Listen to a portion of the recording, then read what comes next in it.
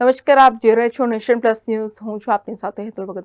આજરોજ ડભોઈ તાલુકાના અકોટી ગામ ખાતે શાળા પ્રવેશોત્સવનો કાર્યક્રમ રાખવામાં આવેલ હતો.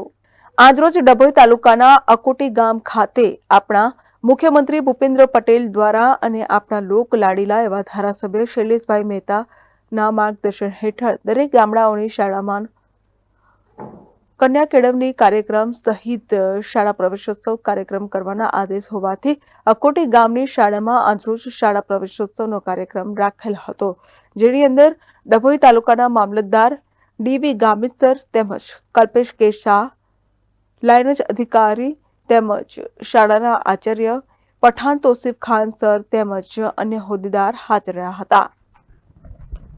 ઉદય Pandya, nation plus news, Dabhoi.